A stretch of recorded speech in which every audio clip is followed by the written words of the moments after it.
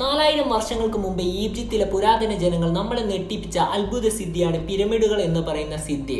നമ്മളെ പുതിയ ടെക്നോളജിയും കാര്യങ്ങളെല്ലാം വെച്ചിട്ട് ഒരു പുതിയ പിരമിഡ് ഉണ്ടാക്കുക എന്ന കാര്യം ഇമ്പോസിബിൾ ആയ ഒരു കാര്യമാണ്.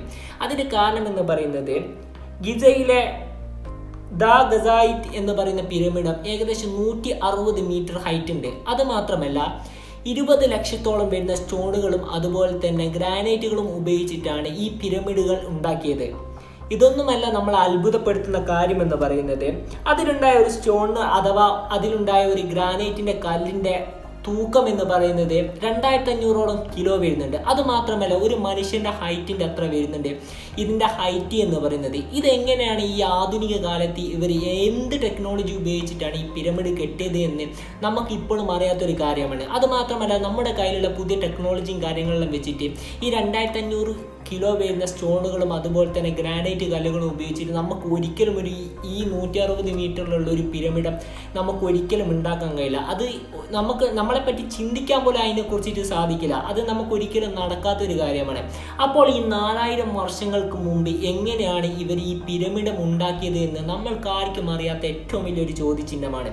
ഇപ്പോഴും ഗവേഷകരും അതുപോലെ തന്നെ റിസർച്ചേഴ്സും വളരെയധികം അന്വേഷിക്കുന്ന ഒരു കാര്യം എന്ന് പറയുന്ന കാര്യം ഇതിനെക്കുറിച്ചിട്ടുള്ള കാര്യങ്ങളൊക്കെയാണ്. നമുക്ക് എന്തുകൊണ്ട് ഇപ്പോഴുള്ള ടെക്നോളജി വെച്ചിട്ട് സാധിക്കുന്നില്ല? അപ്പോൾ എങ്ങനെയാണ് ഈ ആധുനിക കാലത്തെ ജനങ്ങൾ എങ്ങനെയാണ് ഇങ്ങനെ ഒരു പിരമിഡ് ഉണ്ടാക്കിയത് എന്ന് വളരെയധികം ചിന്തിക്കാൻ പോലും പറ്റാത്ത സിറ്റുവേഷനാണ്. അതായത് നമ്മളെ കയ്യിലുള്ള ഇപ്പോൾ ഹൈടെക് ആയിട്ടുള്ള ടെക്നോളജിയും കാര്യങ്ങളെല്ലാം അതിനു മുമ്പേ 4000 വർഷങ്ങൾക്ക് മുമ്പേ അവരുടെ കയ്യിലുണ്ടായിരുന്നു എന്ന രീതിയിലുള്ള ചോദ്യചിഹ്നങ്ങളും കാര്യങ്ങളെല്ലാം ഇപ്പോൾ നമ്മുടെ മുമ്പിൽ ഉയർന്നു വരുന്ന ഒരു കാര്യമെന്നാണ്.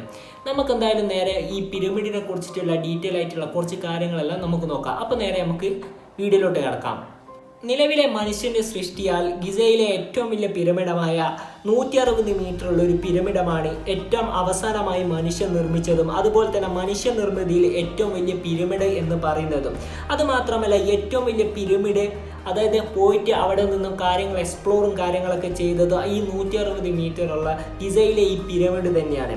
അതായത് നമ്മളെ കാലത്ത് കുറച്ച് ആധുനിക ടെക്നോളജിയും കാര്യങ്ങളൊക്കെ ഉള്ള ടൈമിന് അതായത് 1880 കാലഘട്ടങ്ങളിൽ വില്യം മാത്യു ഫ്ലിൻഡസ് ട്രേഡി എന്ന് പറയുന്ന ആളായിരുന്നു ആദ്യമായിട്ട് അതിൻ്റെ ഉള്ളിൽ പോയിട്ട് എക്സ്പ്ലോറും കാര്യങ്ങളും ചെയ്തത്. അതായത് ഏറ്റവും വലിയ ഇതിൻ്റെ അകത്ത് ആദ്യമായ അവസാനമായിട്ടും ഏറ്റവും വലിയ പിരമിഡിൻ്റെ ഉള്ളിൽ പോയിട്ട് അതിൻ്റെ ഉള്ളിലുള്ള സാധനങ്ങളും അതുപോലെ തന്നെ അതിൻ്റെ ഉള്ളിൽ എന്തൊക്കെയാണ് ഉള്ള രീതിയിലുള്ള കാര്യങ്ങൾ എക്സ്പ്ലോർ ചെയ്ത് പുറത്ത് ആദ്യമായിട്ട് ജനങ്ങൾക്ക് എത്തിച്ചു കൊടുത്തത് എന്നും അതായത് നമ്മൾ ആദ്യമായി പോയി ഖനനം ചെയ്ത അവസാനത്തെ ഏറ്റവും വലിയ പിരമിഡാണ് ഈ ഗിസയിലെ 160 മീറ്ററുള്ള ഈ പിരമിഡ് എന്ന് പറയുന്നത്. അതിൻ്റെ ഉള്ളിൽ 3 അറകൾ ഇദ്ദേഹം കണ്ടുപിടിച്ചിട്ടുണ്ടായിരുന്നു. അതിൽ ഈ 3 അറകൾക്കും ഓരോ പേരും നൽകിയിട്ടുണ്ടായിരുന്നു. അതിൽ ആ ഒന്നാമത്തെ അറയുടെ പേരായിരുന്നു ഗ്രാൻഡ് ചേംബർ എന്നായിരുന്നു. രണ്ടാമത്തെ അറയുടെ പേരായിരുന്നു ക്വീൻ ചേംബർ. അതുപോലെ തന്നെ മൂന്നാമത്തെ അറയുടെ പേരായിരുന്നു കിങ് ചേംബർ എന്ന്. അതുമാത്രമല്ല രാജാവിൻ്റെ ശവക്കല്ലറ ഒരു ഗ്രാനൈറ്റിൻ്റെ ഇതിലായിരുന്നു ഉണ്ടാക്കിയിരുന്നത്. അത് മാത്രമല്ല ഇദ്ദേഹം ഈ രാജാവിൻ്റെ ശവക്കല്ലറയുടെ അടുത്തെത്തിയപ്പോൾ ഇദ്ദേഹത്തിന് ചിന്തിക്കാൻ പറ്റാത്തൊരു കാര്യം എന്ന് പറയുന്നത് അതായത് അതിൻ്റെ ഉള്ളിലുള്ള ഈ ശവക്കല്ലറ ഒരിക്കലും പുറത്തു കൊണ്ടുവരാൻ പറ്റില്ല. അതായത് നമ്മൾ ഈ പിരമിഡ് മുഴുവൻ പൊട്ടിച്ച് കളഞ്ഞ് ഇതാക്കിയിട്ടുണ്ടെങ്കിൽ മാത്രമേ അതായത് ഈ അത്ഭുത സിദ്ധിയായ ഈ ഏറ്റവും വലിയ പിരമിഡ് പൊട്ടിച്ച് കളഞ്ഞിട്ടുണ്ടെങ്കിൽ മാത്രമേ അതിൻ്റെ ഉള്ളിൽ നിന്ന് നമുക്ക് ഈ ശവക്കല്ലറ പുറത്തോട്ട് കൊണ്ടുവരാൻ പറ്റുള്ളൂ. അതായത് ഇദ്ദേഹം ഇതിൻ്റെ ഉള്ളിലോട്ട് പോകുന്ന ടൈമിന് ഒരു വഴിയിലൂടെയായിരുന്നു പോയിരുന്നത്. ആ വഴിനേക്കാൾ ഏറ്റവും വലിയ കല്ലറയായിരുന്നു അതിൻ്റെ ഉള്ളിലുള്ളത്. അന്നേരം ഇദ്ദേഹം ചിന്തിച്ചൊരു കാര്യം എന്ന് പറയുന്നത് ഇവരെങ്ങനെയാണ് ഈ ആധുനിക കാലത്ത് ഇങ്ങനെ ചിന്തിച്ചത് എന്ന്. ഒരിക്കലും ഈ ശവക്കല്ലറ പുറത്തോട്ട് കൊണ്ടുപോകരുത് എന്ന രീതിയിലായിരുന്നു ചിന്തിച്ചത്. അതായത് എന്ന് പറഞ്ഞാൽ ആധുനിക കാലത്ത് ഫറോദയുടെ ശവകുടീരങ്ങൾ മോഷണം പോക്ക് പതിവായിരുന്നു.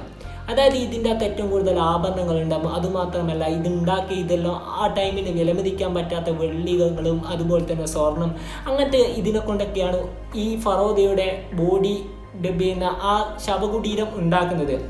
അതുമാത്രമല്ല വിലമതിക്കാൻ കഴിയാത്ത രത്നങ്ങളും വൈരങ്ങളും കാര്യങ്ങളൊക്കെ ഉണ്ടായിരുന്നു. നമ്മൾ ആധുനിക ടെക്നോളജിയും കാര്യങ്ങളെല്ലാം വെച്ചിട്ട് പിരമിഡിൻ്റെ ഉള്ളിൽ പോയിട്ട് നമ്മൾ ഈ കാര്യങ്ങളെല്ലാം ഹൈഡ് ചെയ്യുന്നതിനും കാട്ടി മുമ്പേ തന്നെ രാജാക്കന്മാരുടെ കുടുംബത്തിലും അതുപോലെ തന്നെ രാജാക്കന്മാരുടെ ശത്രുക്കളും കാര്യങ്ങളെല്ലാം പോയിട്ട് ഈ ശവകുടീരങ്ങൾ മോഷ്ടിച്ച് പോക്ക് പതിവായിരുന്നു. ഈ ശവകുടീരം ഒരിക്കലും ഇതിൻ്റെ ഉള്ളിൽ നിന്ന് ആർക്കും പുറത്തു കൊണ്ടുപോകാൻ കഴിയരുത് എന്ന രീതിയിലായിരുന്നു ഈ ഒരു ടെക്നോളജിയിൽ അവർ ചെയ്തു വെച്ചത്. രാജാവിൻ്റെ ശവക്കല്ലറ ഏറ്റവും വലുതും അതുപോലെ തന്നെ ഉള്ളിലോട്ട് വരുന്ന വഴി ചെറുതുമാക്കിയത്. നമുക്ക് ഈ ഒരു കാര്യം ചിന്തിക്കുമ്പോൾ തന്നെ അറിയാം ആദ്യം ഈ രാജാവിൻ്റെ കല്ലറ ഉണ്ടാക്കിയിട്ടായിരിക്കും ആ പിരമിഡിൻ്റെ വഴിയും കാര്യങ്ങളൊക്കെ ഉണ്ടാക്കിയത് എന്ന്.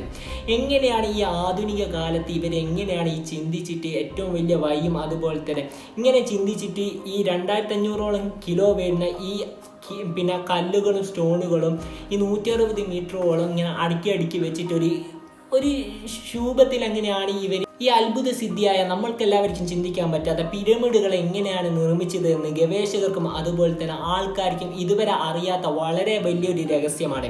ആധുനിക കാലത്ത് നമ്മളെക്കാൾ ഏറ്റവും വലിയ ടെക്നോളജിയും കാര്യങ്ങളും അവർക്കുണ്ടോ? അതുപോലെ തന്നെ എങ്ങനെയാണ് ഇവർ ആധുനിക കാലത്ത് ഈ 2500ഓളം വരുന്ന കിലോകളിൽ വരുന്ന ഈ കല്ലുകൾ എങ്ങനെയാണ് ഈ ഹൈറ്റിൽ കൊണ്ടുപോയി വെച്ചത്? നമ്മൾ ഇപ്പോഴത്തെ ടെക്നോളജിയും കാര്യങ്ങളും ഉപയോഗിച്ചിട്ട് നമുക്ക് ഒരിക്കലും ഇങ്ങനത്തെ ഒരു പിരമിഡ് ഉണ്ടാക്കുക എന്ന കാര്യം ഇമ്പോസിബിൾ ആണ്.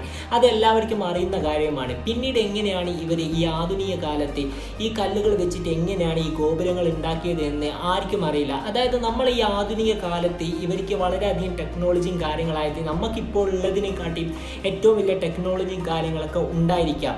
അതിനുശേഷം എന്തെങ്കിലും പ്രശ്നങ്ങളോ അതായത് ഭൂമിയുടെ എന്തെങ്കിലും ഇത് കാരണം നശിച്ചു പോയതായിരിക്കാം.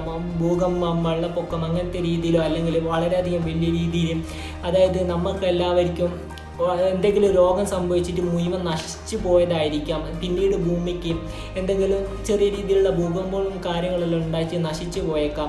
അങ്ങനത്തെ രീതിയിലുള്ള ചിന്തകളും കാര്യങ്ങളെല്ലാം ചില ആൾക്കാർ വെച്ച് മുന്നോട്ട് വരുന്നുണ്ട്.